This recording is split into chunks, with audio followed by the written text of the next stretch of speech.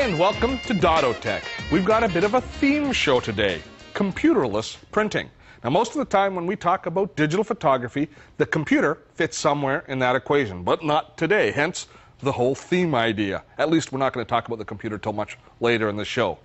Now, those smarty pants over at HP realize that it's the picture that's important, and the shortest path from moment to memory bypasses the computer. Wouldn't it be great if we could have all the benefits of improving our digital photos and managing the whole printing process without having to go through the computer? And that's what these products are all about.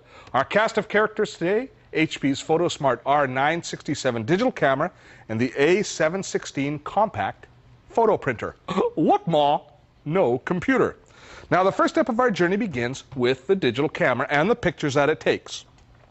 The Photosmart R967 is a camera that boasts as complete a set of features as any. Now, the first thing you're going to notice about this camera is this awesome 3-inch LCD screen. It's huge, and it has a 170-degree viewing angle. Now, this size makes it practical not only for taking photos, but you can modify them right on the camera, and that's a good thing, as this camera has a lot of smarts built into it. HP's real-life technologies allow you to make minor and even fairly major edits to the photo without ever connecting to a computer. Now, more on that in a moment. It's in the taking of the picture that this camera really excels. It has an excellent 3x optical zoom lens and HP's new Steady Photo anti-shake technology that'll give you a 10-megapixel picture that will tickle you pink. The compact metal body makes it a robust camera that you can slip either into a pocket or purse. And there's a world of technology built into this camera. But all that technology is useless if you can't understand how to operate it. So the interface between today's digital camera and you is as important as the quality of picture that it takes. You also need to be able to access all of those features quickly, because the world doesn't always sit around waiting for you to get your settings all right in your digital camera. Now, speaking of settings, the main settings for macro and flash modes are here at the top of the camera. These are things we often have to adjust very quickly. So if we need to adjust the flash, press this button here, and that turns us from auto flash to flash on to flash off. Those sort of settings that we need to get access to really quickly. Similarly, the macro button will allow us to get into our focus mode, which is autofocus, macro, macro auto, infinity, and manual focus really quickly. Now, for all of the other camera modes, we just press here on the menu button, which gives us a thumb button right here, and then a different navigation arrows here, and that brings us in to all of our different settings for the camera.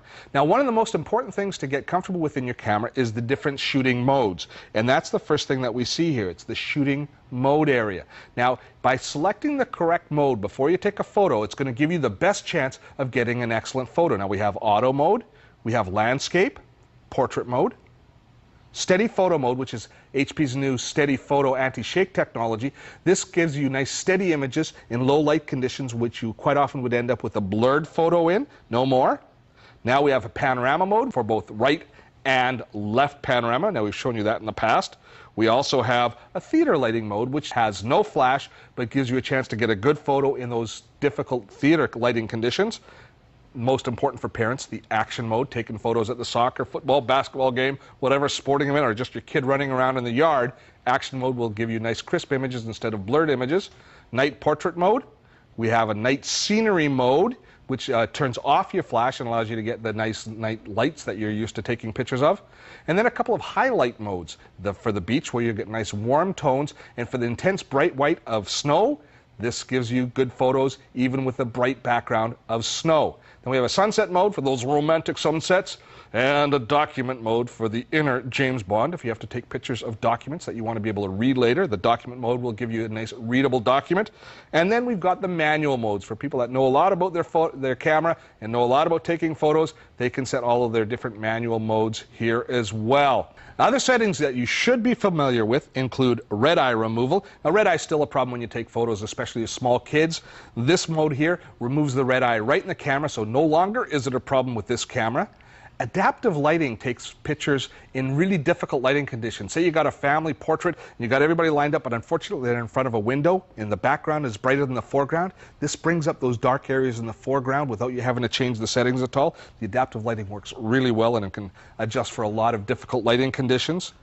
We also have something called image bracketing. This is one of my favorite features. If we go into image bracketing, what it does is it takes 3 sets of photos, on each setting. So what it does is it adjusts and takes pictures with higher, lower exposure, in color, black and white, and sepia, or with 3 different adaptive lighting settings to allow you to bracket the photo you're taking and giving you a better chance of getting an excellent photo.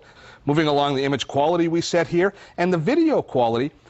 These cameras do a great job taking little video clips, little MPEG video clips. I think you'll be surprised with the quality of video that you get of this camera. When you get a camera like this, test out the video settings. I think you'll be pleasantly surprised. And they also have a burst mode, which is great for taking 3 or 4 quick photos in succession, especially at things like sporting events. Once you've taken your photos, it's time to start preparing them to print out, and we can start that process in the playback menu. Now, if you've got a photo that didn't turn out for some reason, you're not too sure why, Image Advice will analyze the photo, take a look at it, and tell you what you did wrong or what you could have adjusted in your settings. In this case, I didn't hold down the autofocus long enough, and so the photo is a little bit out of focus. If you check all your bad photos, analyze the image, you'll find what you consistently do wrong. You can improve as a photographer.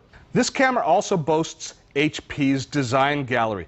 Now, the design gallery allows us to modify the photo before we print it, doing things like applying artistic effects. If we take a look in any of these areas, they load in, and in this particular case, we can adjust the photo by posterizing the image. We can turn it into a cartoon, a watercolor. We can make it a retro or a soft glow. We can add all these kind of specialized effects or filters to the photo. We can also modify the color in the photo. We can add borders to the photo, so we can turn it into a postcard or something along that line. We can rotate the photo if it needs. We can crop the photo. We can do all those sorts of different small editing features to the photo. Besides just adjusting the color and contrast and brightness, we can apply these different artistic effects to the photo before it's time to go print. So you see, there's an awful lot built right into the camera. Now, using the camera is going to become second nature to you if you take the time to learn all of these settings. It's an excellent interface, easy to use, and you're going to benefit by taking better pictures if you take the time to use the correct settings for your shot. And once you got your photos mastered, then you're going to want to print them. So after a quick break, we're going to show you how to do that without a computer. So stick around.